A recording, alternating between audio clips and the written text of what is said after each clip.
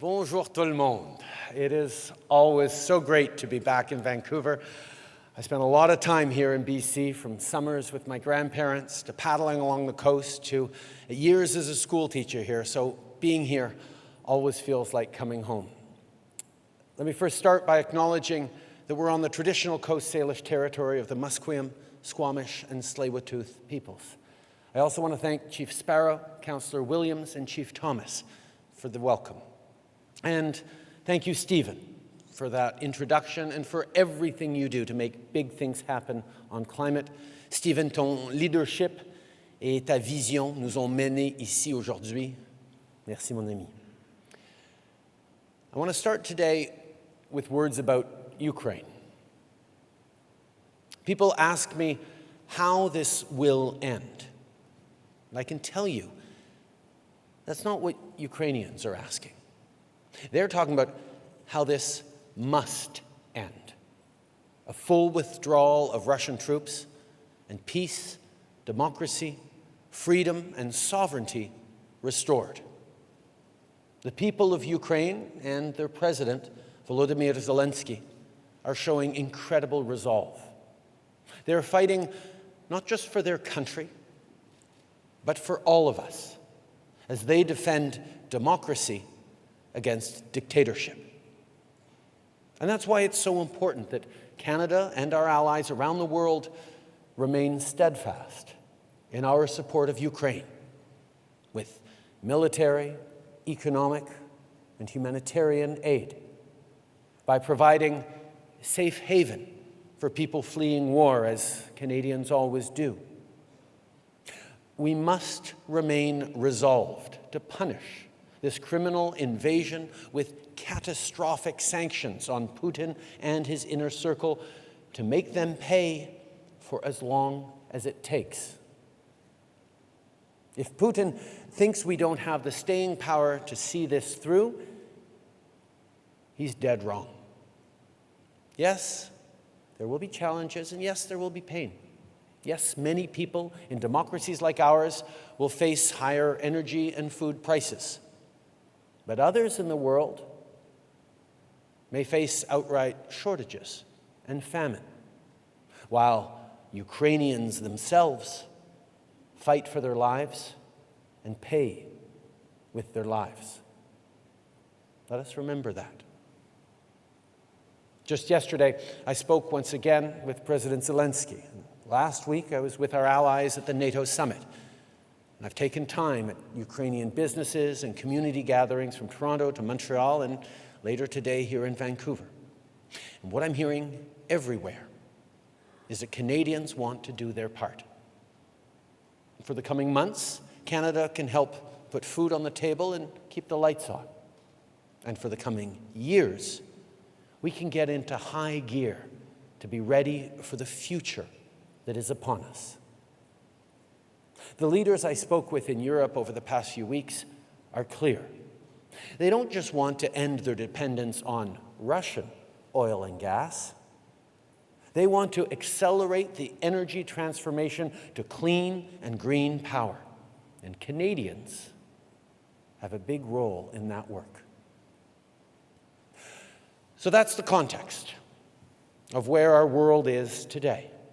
That's the context as I speak to you about fighting climate change, about protecting our planet, and, just as importantly, about securing success for Canadians in the greener future. On n'a pas à choisir entre une économie forte et un environnement sain. C'est ce que j'ai dit il y a 6 ans, lorsque j'étais ici à ce forum. À l'époque, beaucoup de gens, surtout dans cette salle, étaient d'accord. Mais honnêtement, la lutte contre les changements climatiques était encore trop souvent considérée comme une responsabilité sociale seulement. On ne la voyait pas comme un élément central des plans économiques et des plans d'affaires. Aujourd'hui, les choses ont changé. Et si elles ont changé, c'est en grande partie parce qu'on s'est rendu compte que l'action climatique et l'économie vont réellement ensemble. In the last 6 years, Canada has proven to the world that you can take meaningful climate action while building a strong, growing economy, and as always, BC is ahead of the curve. You can applaud for BC on that one. We put a price on pollution right across the country and then fought for it all the way to the Supreme Court. The result? Not, as some conservative politicians foretold, the end of the Canadian economy as we know it. In fact, quite the opposite. The price on pollution continues to mean more money in the pockets of Canadians and less pollution in our air. And for businesses, it means it's easier to invest in their own low-carbon future. We pledged to support clean Canadian innovation and then looked to projects that would create good jobs and clean growth in every part of this country. And the numbers speak for themselves. In the last month alone, we announced 2,500 new jobs coming to Windsor thanks to an LGES Stellantis facility to make electric vehicle batteries. Now, even a few years ago, this kind of multi-billion-dollar deal would have seemed like a moonshot. Today, it's Canada's new future for workers and a new face for global investors. We've successfully issued Canada's first ever green bonds worth $5 billion, with the private sector snapping up the chance to invest in clean tech in Canada. And we've continued to build on our historic commitment to public transit with hundreds of millions more for projects that will cut pollution, create jobs, and make lives easier. And those are just announcements made in the last month. Tout ça, c'est bien, mais il faut également prendre des mesures en faveur de l'environnement indépendamment du reste. Pendant qu'on crée des emplois et qu'on remet plus d'argent dans les poches des gens, on protège aussi une superficie de nature plus importante que jamais. Quand on a signé l'accord de Paris il y a 6 ans, environ seulement 1% des zones marines canadiennes étaient protégées. Aujourd'hui, ce sont près de 14% de ces zones qui sont protégées et on a conservé des espaces d'habitat sauvage équivalents à la moitié de la superficie du Manitoba. Let's be clear. You can grow the economy while taking climate action. In fact, as all of you here at Globe have known and led on for over 3 decades, protecting the environment actually unlocks economic opportunity. Of course, there are still those who would take us backward. There are still politicians who insist that climate action should wait for another time, another place. But what other time? If we don't do this now, it'll be too late. And what other place? There is no plan B because there's no planet B. The question is not whether we keep going on climate action. The question is how much more we can do and how quickly. Because if the last 6 years have shown that climate action is the path forward, they've also shown that we must now set our ambition even higher. It cannot be business as usual when devastating floods wash out highways and farms. It cannot be business as usual when communities are destroyed by wildfires. Lives and livelihoods are on the line. Because, let there be no doubt, there is a cost if we do not meet this moment. Regular Canadians will pay the price. Our children will pay the price. And not just the price of crisis, but the price of lost potential, too. This year, global economic activity on clean tech is expected to be in the trillions. Not millions, not billions, trillions. Les concurrents du Canada sont en train de passer à l'action. En fait, comme me l'ont dit nos alliés européens, l'invasion illégale de l'Ukraine par Poutine ne fait qu'accélérer leur recherche d'énergie renouvelable. Le monde prend le virage propre. Le Canada ne peut pas se permettre de passer à côté. On doit saisir cette occasion pour un air pur, pour une économie forte. Et c'est de ça qu'on va parler aujourd'hui.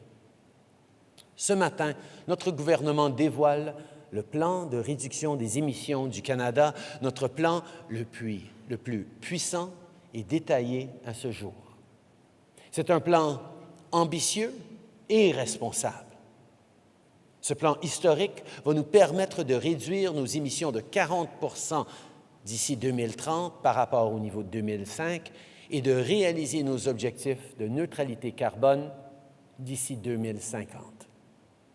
On va y parvenir en procédant secteur par secteur, en réduisant les émissions et en multipliant les perspectives dans l'ensemble du pays et de l'économie. This morning, our government is releasing Canada's emissions reduction plan. This is our boldest and most specific step yet. It's ambitious and it's achievable. It's ambitious because it will get us to 40% lower emissions by 2030 compared to 2005 and keep us on track to net zero by 2050. It's achievable because it goes sector by sector, cutting emissions and creating opportunity across the country and the economy. So let's start with what sectors put the most emissions in our air: oil and gas and transportation. This plan will set a clear, projected contribution on emissions reductions from the oil and gas sector, down by a little over 30% from 2005 levels and a little over 40% relative to current levels. We're laying down a clear, reasonable contribution for the sector to make so we can drive work forward on our commitment to cap and cut emissions. If there's any oil and gas sector in the world that can do it, it's Canada. And if there's any workforce in the world that can drive this shift, it's Canadians. En matière d'innovation propre, on est déjà passé par là. Il suffit de penser à l'aluminium et à l'acier. À une certaine époque, le monde pensait qu'il était impossible de produire de l'aluminium sans produire du même coût d'importantes quantités de pollution. Mais, depuis des années, le Canada produisait déjà de l'aluminium plus propre. Puis, le projet Hélicis a vu le jour au Québec. Ce projet a donné naissance au tout premier procédé au monde pour la production sans carbone de l'aluminium, tout en créant des emplois. À une certaine époque, le monde pensait qu'acier rimait avec cheminée géante. Mais maintenant, en Ontario, Dofasco et Algoma abandonnent leur processus de fabrication de l'acier à base de charbon pour des fours électriques à arc. Ces fours sont alimentés par des énergies renouvelables comme l'hydroélectricité. En plus d'être verts, ce changement va faire accroître la compétitivité de l'acier canadien sur le marché mondial, tout en assurant un avenir prometteur aux travailleurs et à leurs familles. I have confidence in Canadian industry, in Canadian workers, and in the Canada we can build together. That goes for oil and gas as much as for any other sector. Canadian workers and engineers are the best in the world. And when it comes to a day on the job, a hydrogen production facility using carbon capture won't look very different than work at a refinery. The commitment is there. Industries are already pushing forward on their own. And yes, the money is there too. With record profits, this is the moment for the oil and gas sector to invest in the sustainable future that will be good for business, good for communities, and good for our future. Big oil lobbyists have had their time on the field. Now it's over to the workers and engineers who will build solutions for their sector, for their communities, and for their kids. Évidemment, si on aspire à un avenir industriel propre, on doit aussi avoir pour but de conduire des véhicules propres. La demande est là, partout dans le monde. D'ailleurs, à chaque semaine, il se vend maintenant autant de véhicules électriques que le total des ventes pendant toute l'année de 2012. Notre gouvernement a déjà investi dans le secteur de la fabrication au Canada. Je pense notamment à l'usine Ford à Oakville, qui crée des emplois, ainsi que la nouvelle installation de fabrication de batteries à Bécancour. Notre gouvernement investit aussi dans la vie quotidienne des gens. On installe des bornes de rechange et on a mis sur pied un programme incitatif afin de rendre les véhicules électriques plus abordables pour la classe moyenne. Et on fixe maintenant un objectif de vente obligatoire encore plus ambitieux pour les véhicules électriques. This emissions reduction plan lays out a new mandatory sales target for electric vehicles. At least 20% of all new personal vehicles sold in Canada will be zero emission by 2026. Because if you want to make the switch and you go to the dealership, you shouldn't have to be on a wait list. By 2030, at least 60% of all new personal cars sold will be ZEVs, and by 2035, every single new personal car sold in Canada will be zero emissions.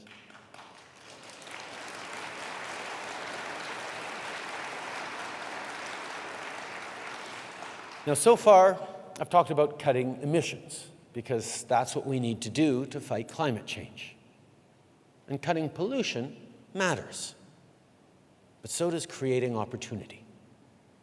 Everyone deserves a great career where they feel proud of their work and where they can provide for their family. Here in BC, you show the way forward with job-creating projects like the plant down the road in Richmond. They use carbon capture to keep emissions out of the air and store them in cement permanently. This plan will build on momentum like that to create good middle-class jobs right across the country. And in places where the changing global market means changes to the local economy, we'll have people's backs. We're committed to creating a new Futures Fund for Alberta, Saskatchewan, and Newfoundland and Labrador to ensure no one is left behind. When Amazon invested $700 million in a solar farm in Alberta, they chose Alberta specifically because of access to renewable energy. When the industry association representing offshore oil and gas in Newfoundland and Labrador announced this month a shift to include renewables, they did it because they know there's room to grow. Industry believes in these communities, and as a government, we do too. In fact, we've already seen how our investments deliver results. I think of the first ever geothermal power facility we're supporting in Saskatchewan, a project that will create jobs while powering homes with clean energy. For so many more communities, this is the bright future we can and we will build by working together. Now, this is just a fraction of what's in the plan. I could talk about our commitment to protect old-growth forests, or to expand our investments in clean energy projects with Indigenous communities. But here's the bottom line. This plan isn't just a plan to protect against climate change. It's a plan to build a better future. And it means real results for real people right now. clean air for our kids, and healthy lakes and forests for generations to come. Affordable electric vehicles in driveways and lower monthly heating bills for families. Good jobs for workers and a strong economy for everyone. De l'air pur, des factures mensuelles réduites, des bons emplois pour la classe moyenne, une économie forte pour les générations à venir. C'est ça nos objectifs. C'est ça l'avenir que notre plan va nous aider à bâtir. I started my speech today by talking about the war in Ukraine.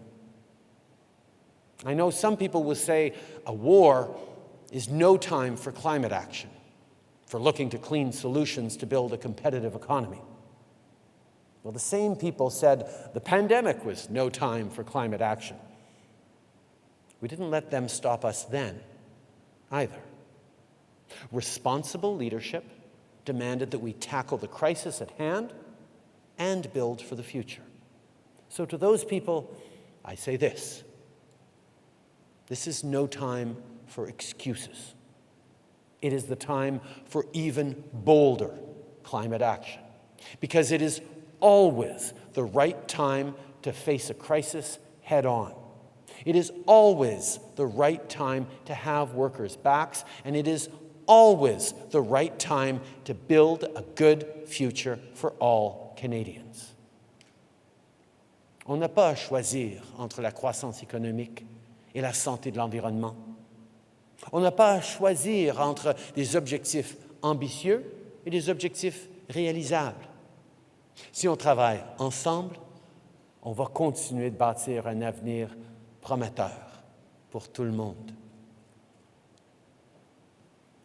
When you walk out of this room, you walk out to be inspired by the gorgeous mountains of the North Shore.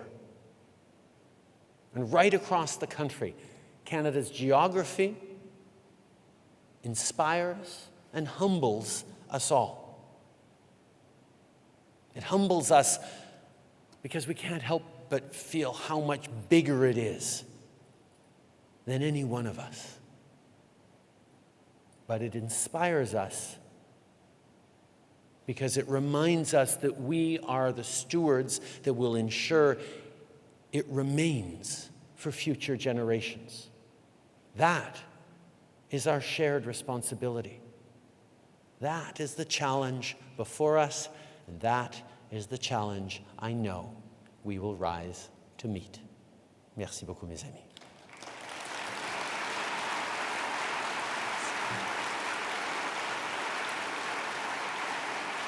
Thanks.